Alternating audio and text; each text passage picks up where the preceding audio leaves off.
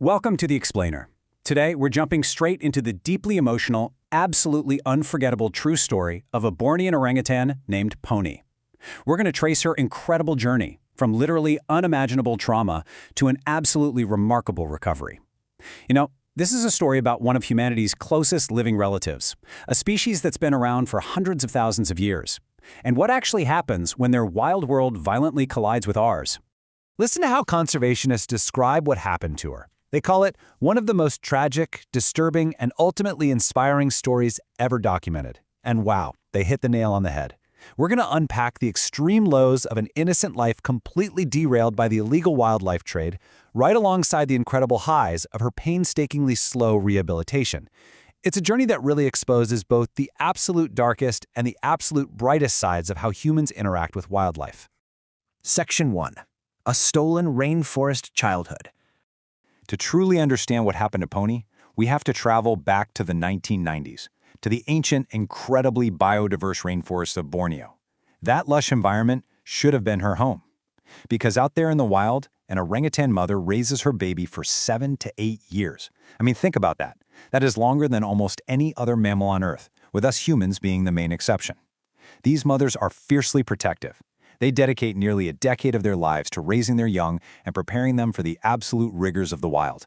So during those crucial 7 or 8 years, Pony's mom would have been giving her an intense, vital education. We're talking about learning how to find safe fruits, figuring out where to locate water when the dry season hits, and learning how to intricately weave branches together to build a brand new nest every single night way up in those towering trees. She had to learn how to spot predators and navigate a dizzying, enormous canopy. But all of that was stolen. She was captured. And since orangutan mothers basically never surrender their babies willingly, conservationists are pretty certain her capture meant her mother was killed. Just like that, her natural life was entirely erased. Section 2. Trapped in a Human World. After being swept up in the illegal wildlife trade, she was transported to a totally alien environment, the village of Kurangpangi in central Kalimantan. Keep in mind, this was all happening during a period of massive deforestation. Instead of swinging freely through the canopy with her mother, Pony's wild identity was just completely stripped away. She was chained up and confined. When rescuers eventually found her, they detailed some really horrific conditions. Her captors regularly shaved off her fur, and they literally decorated her with makeup, jewelry, and human clothes. They completely ignored her basic needs as a wild great ape and just treated her as an object, a source of income and artificial entertainment. Now, to really grasp the true depth of her trauma here, you have to understand just how smart orangutans are. They aren't just simple creatures running on pure instinct. Science has proven they possess a really deep, remarkable intelligence. They solve complex problems and actually remember the solutions for years. They can recognize themselves in a mirror. They feel deep, complex emotions: fear, anxiety, grief, and even curiosity. They can even learn elements of sign language. So, what does this all mean? It means Pony's mind suffered just as severely as her body. Depriving an animal this intelligent of her freedom and social development for years, it's absolutely devastating. Section 3. The 2003 Rescue Operation. Thankfully, the story doesn't end in that village. The Borneo Orangutan Survival Foundation, or BOS, who had been rescuing orangutans since the early 90s, caught wind of her plight. But getting her out wasn't going to be a walk in the park. Previous attempts actually failed because locals violently refused to hand her over, which brings us to February 13, 2003. This is easily the most important day of Pony's life. This was the day authorities, conservation workers, and government officials finally organized a massive coordinated mission to break her out and end the nightmare. And the sheer scale of this operation? It's honestly staggering. The rescue team knew they were going to face intense hostility, so they needed serious backup. Dozens of heavily armed police officers had to be mobilized just to secure the area so they could get her out safely. Imagine that. Dozens of cops just to rescue an orangutan. But thankfully, they pulled it off. After years of suffering, Pony was finally pulled from that horrific environment, kicking off a completely new chapter.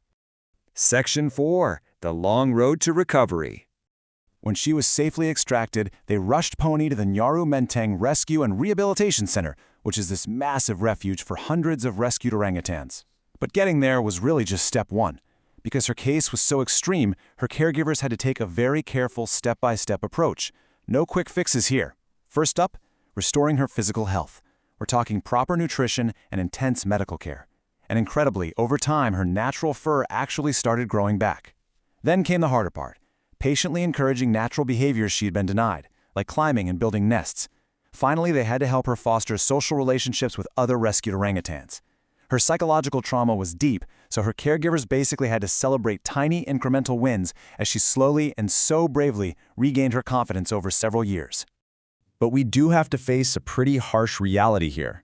Because she missed out on a normal childhood and lost those crucial 7 to 8 years of survival training from a mother, releasing her completely into the wild, it's highly uncertain. Wild orangutans rely on a massive mental database of knowledge just to survive the dense rainforest. Without that maternal education, survival out there is incredibly difficult, if not impossible. So long-term sanctuary care really became the safest, most compassionate, and realistic option for her future. Section 5. A symbol for conservation. Pony's story didn't stay hidden inside that Indonesian sanctuary. It spread like wildfire.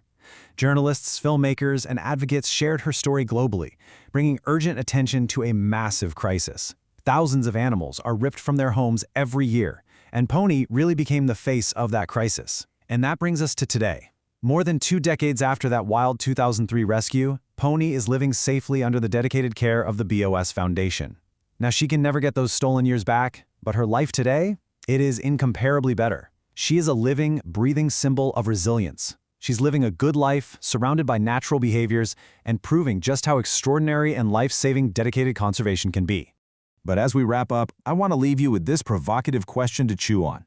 Who is actually held accountable for those stolen years? Because despite all the media coverage around Pony, public records rarely, if ever, name her captors. The news focused entirely on the rescue, completely bypassing the criminal prosecution. It really highlights the incredibly complex, often unresolved mess of wildlife law enforcement, especially in remote areas. Pony survived, but how many others don't? And how do we stop the cycle? It's something absolutely vital for all of us to think about as we advocate for the natural world. Thanks for hanging out with me for this explainer, and keep learning.